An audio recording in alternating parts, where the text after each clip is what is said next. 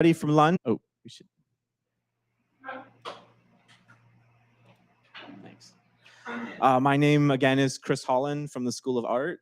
And the second half of the day, you're going to get a lot of sort of art and light discussions from artists, architects, designers, philosophers.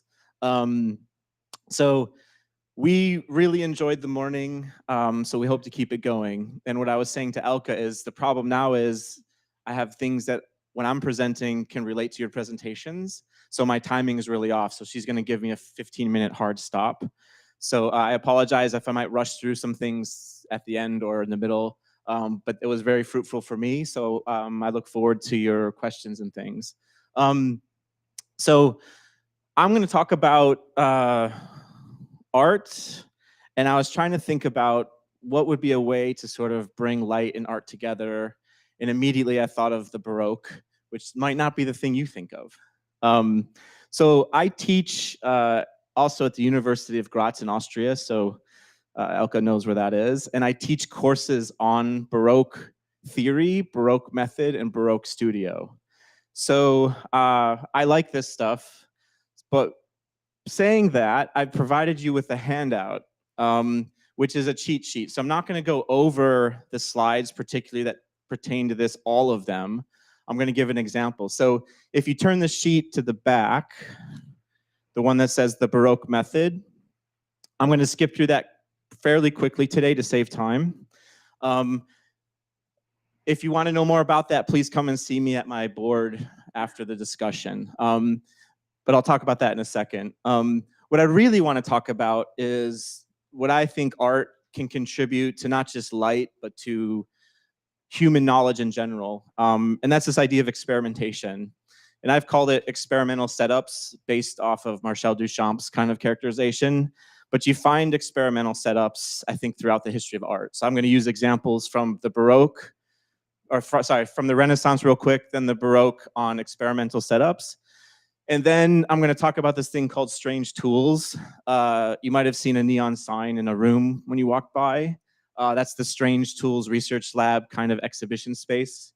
In that room is a couple art examples of what I'm going to talk about as experimental setups. So that's the setup. So the Baroque, has anyone heard of it? It's really interesting. It's sort of this weird time period in European history after the Renaissance, after the discovery or the conquest voyages to the New World, where all this stuff sort of like unraveled a bit. Like Renaissance was building a knowledge base and the Baroque sort of like pulled the rug out from under it. But I would argue in a really cool way. So one way to think of the Baroque is people didn't just see differently. Like it wasn't like, oh, now we can see different things. They see different things, sorry. They didn't see things differently, not only, but they saw different things. And what I mean by that, I hope to go through in a second. So there's new ways of making, experiencing, and seeing that we still do today. So I would argue that we sort of never left this Baroque in a lot of ways. You can also think of them as like punks. They're really like, oh, this is how I was trained to do art in this academy, but like F that. And you see that happen in modernism as well, where artists sort of like punk the previous generation. People are starting to look at it as like post-Renaissance-ism, but I don't know about that one. But I break it into three things, and today we're not going to do all three. We're just going to do the method, which you have on your sheet. So I argue that there's a method or a series of things that fascinated people in the Baroque. And these are the things here, and they're on your sheet. So motion, machine, juxtaposition, parataxis, verisimilitude, and ephemera. This is what I'm going to skip, but I want to do one of them to show you what I'm talking about. So this idea of motion is really important, not just to painting, but to sculpture. So that piece, which one's the laser on here? Oops, wrong one. Middle, oh there. This right here, that's actually carved marble. So when I'm talking about motion, I'm not just talking about like these two figures dancing into the distance. I'm talking about like subtle motion carved into marble, right? They're after these really, really interesting ideas about movement and motion. And you could argue that It's one of the main things that the Baroque artists, artisans, architects sought to do with their work. And I can go through, the sheet has the other ones. I can go through, that's a close-up, machine. When you think of machine, think of musical instruments as well as machine. Juxtaposition, I have all these things here, complexity, simplicity, a Baroque room, light and dark, parataxis, which is like cabinets of curiosity, basically, where you arrange things. Artists do that a lot now. You really do have to point towards the verisimilitude. I think this is really cool considering like virtual reality and things like that today. So it's like the recreation of reality. So the Baroque was really interested in theater, gardens, sculpture that recreated reality, yet it wasn't reality. I think Vermeer is a great example of that, where this isn't real, but it looks real, right? It has a sense of realness to it. And there's a great new Vermeer exhibition in Amsterdam. If you get to go to Amsterdam, or they've collected the work, you should go. I wish I could go. And ephemera, which is really interesting. So you've heard of like Burning Man. They love doing that stuff in the Baroque. They would just like make these things and burn them down. One of the famous examples is in Rome in 1662. They created this elaborate celebration for what would be the crown prince, I think, Louis XIV at the time. So they spent, almost a year building this elaborate thing, and they burned it down in one night. And they thought that was awesome. They loved it. So I think then here's some images of that. So it's this giant thing they built and just burned it to the ground. I think the most punk rock thing that the Baroque did, though, was opera. And now we think opera is this boring old thing that's really slow. But this is where they tried to combine all the arts and all those things I talked about before, including machines. So if I go back really quickly to the machine, one of the pictures here, this is actually the understage of an opera. So a lot of this stuff is happening in the Baroque. A lot of it's really interesting, and I could teach, like I do, classes on it. But what I'm going to do is shift gears and talk a little bit about light in the Baroque as one of the things. So maybe you could say, oh, you could have made a sixth one, or a seventh one, but we'll stick with the six. I think the biggest thing you could attach to the Baroque and light is this idea of chiaroscuro. You might have heard of that in art history class. Caravaggio is usually the artist who did that painting. They're associated with it. It's basically a way to accentuate the purpose of light in work. So they're really interested in luminous intensities, and it might be a different way to use the word luminous than was used this morning, but they're after artworks having this dramatic presentation of light and dark. And you see this throughout the Baroque. So here's another Caravaggio. This is in Rome, and actually in Rome, there's a real window there too. So it's got like a window, and then it has this verisimilitude window, right? Vermeer, you've probably seen that, right? I can go on and on. This is actually an artist who has been rediscovered recently. Artemisia, she was a student who did amazing work. I would actually argue this is a better version of this scene than Caravaggio's. That's my opinion. Vermeer again. So you see light being a very important part of the work. Not only in painting, but this is a sculpture where you have literal sunbeams sculpted, and then there's a light up here too. So these artists are really interested in experimenting with light. Now, I wouldn't necessarily call it research. And I think that's it's one of my questions for the end of us today, is thinking about art as research, art in research, what that means. I personally prefer to use the word experimental setup, and I want to talk about that now. So you could argue someone like Leonardo da Vinci in the Renaissance was after, what do artists do? So Leonardo studied at an art studio where they learned things like how to dig canals in Milan, how to build programmable little robots for theater, how to paint. And he sort of did the Mona Lisa as a side project. And now it's a priceless work of art behind bulletproof glass, right? In the Baroque, they sort of punked those kind of things. So I just talked about Artemisia. That's her work in the middle, another one of her works.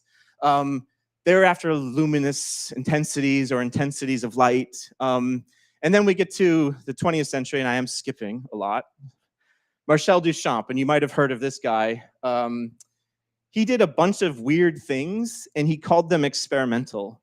He didn't want to call it research. He read research, he read physics, he read things.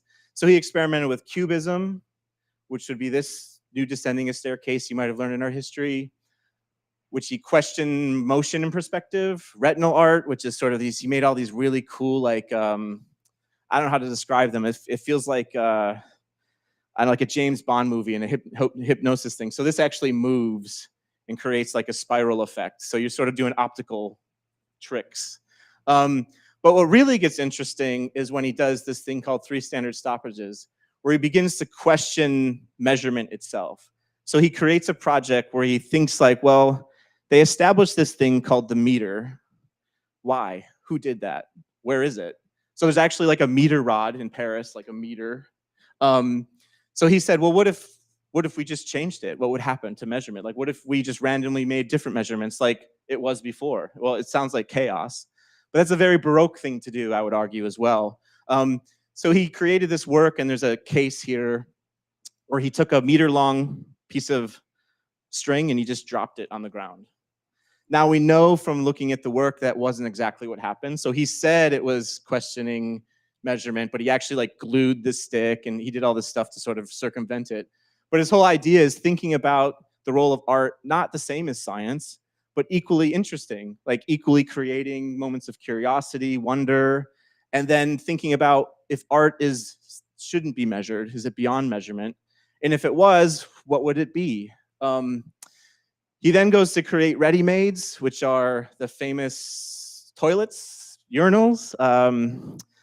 They're really interesting. This has been voted by the BBC, so I don't know how global that is, as the most influential artwork ever created.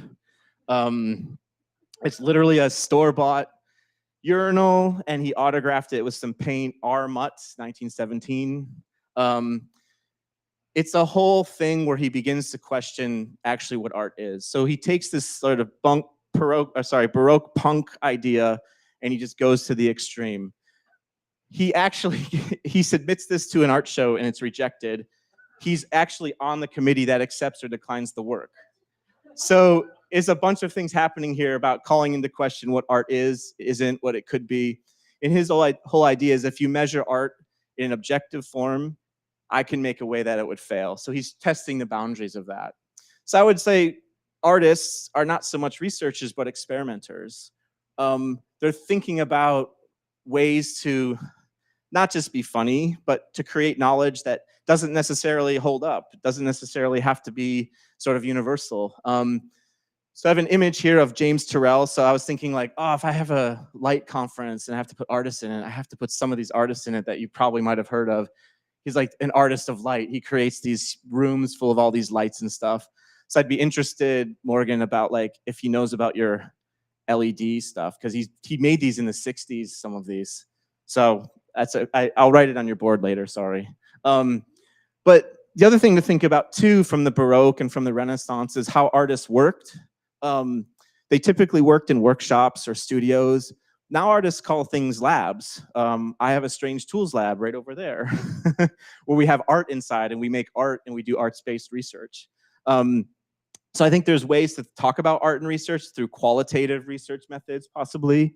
There's a field called arts-based research methodologies, and then speculative design, which some of my colleagues might get into in a few minutes.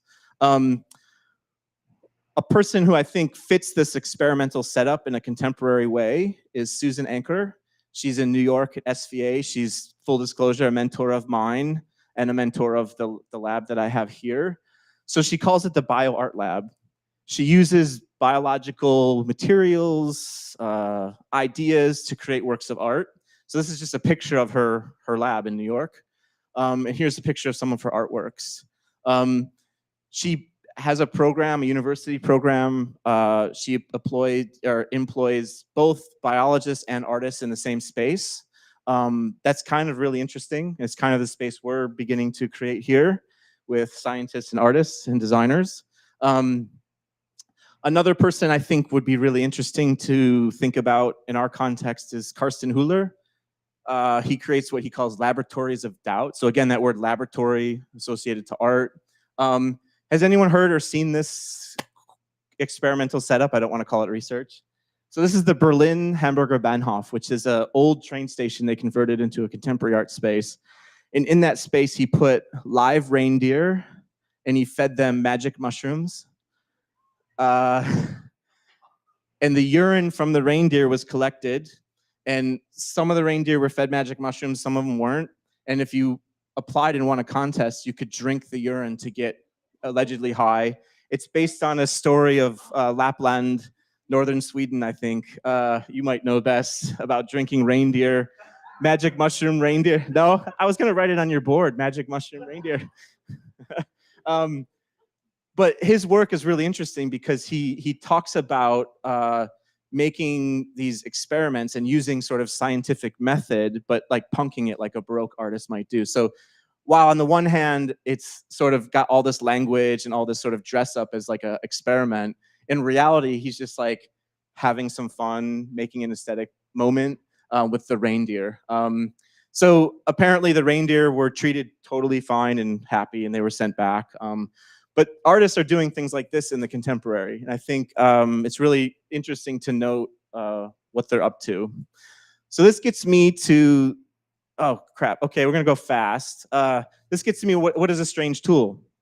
And this is where almost every presentation I saw this morning connects. You all are making these things. You all are inventing new ways to understand, collect data, present data. So the camera that you had in your presentation, in which you take the information and you change it to, that's making it a strange tool.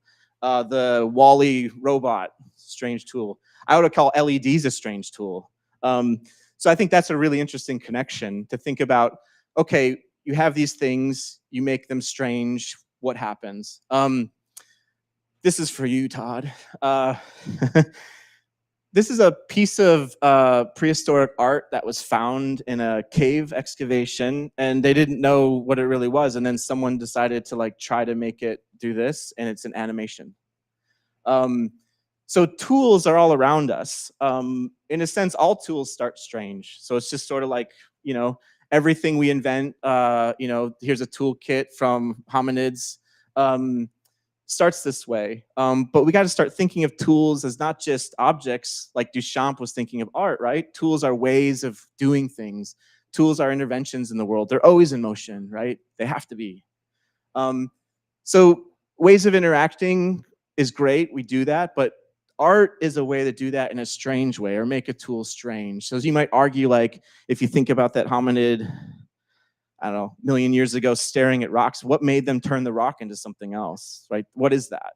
And that's kind of the fun part of, I think, art and science, that curiosity, that movement. So I'm gonna go quickly. I can't not have a presentation on art and light without Olafur Eliasson. He built this in the Tate Gallery in London. He's sometimes called the artist of light. So those of you who are into light, if you want an artist to put in your office, pick one of his works, you can't miss. He's got a lot of projects, which I'll skip now, but what's interesting is he collaborates with scientists a lot. So when he builds these things, he's not the lone gunman or the single genius artist. He actually finds people to help him accomplish that. So to build that light in the Tate, to make that, he worked with scientists to do that. And it's actually a half light, it's a mirror at the top. So it's supposed to be a star, but it's half a star. James Turrell, who I mentioned earlier, I'll skip, but if you go to Rice University in Houston, you can go into this sky space, and it's just sort of like weird space where you can see the inside there. It just sort of like takes you out of the everyday. But you can imagine maybe a therapeutic sky space where, you know, we can put the little babies in it. It's really both aesthetic and also helps treat their illness. So I'm almost done. I got 2 slides. So one of the ways to think about strangeness for strange tools is to think about how I think Jacques Rancière says it. So art aims to create new perceptions, but it's committed to transforming how we interact and act in the world too. I think that's the critical part. He says it's a very simple thing. First, things are produced that form a sense of strangeness, or our senses get tricked. That's the sort of art I've been showing you. Second, we develop awareness.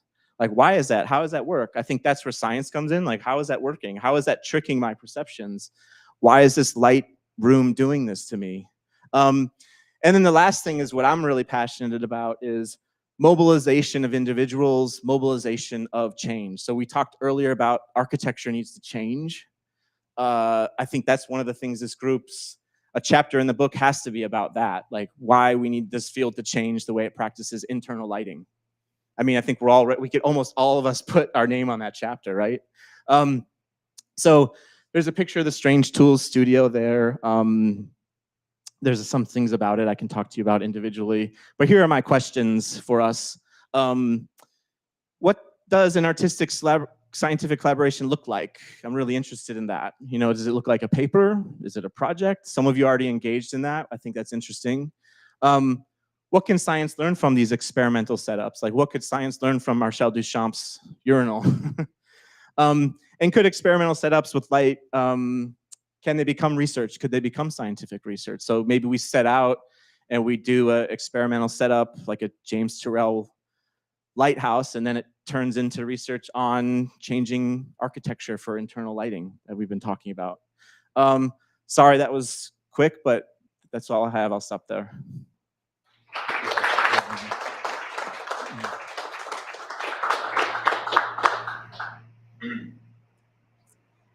Questions?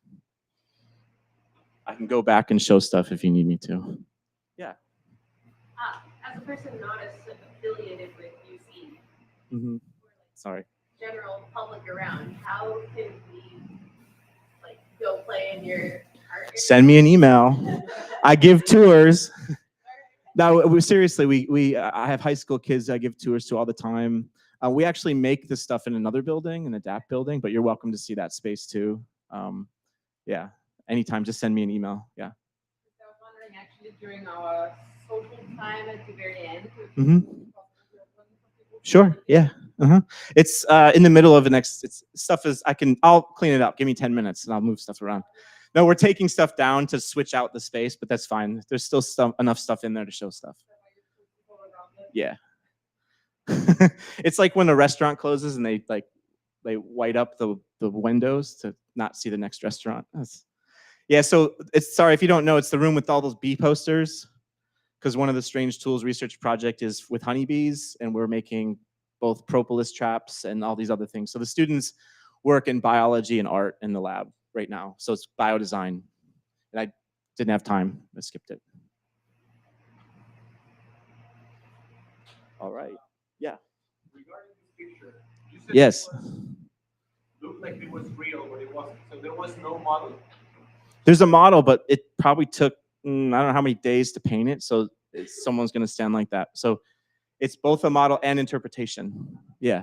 So verisimilitude is like interpretive and modeling. So it's like virtual reality in 1650. And he used like camera obscuras to like get the actual angles and like work really hard to make it as realistic as possible without a camera. So it like predates photography, but it's kind of the same idea. Yeah.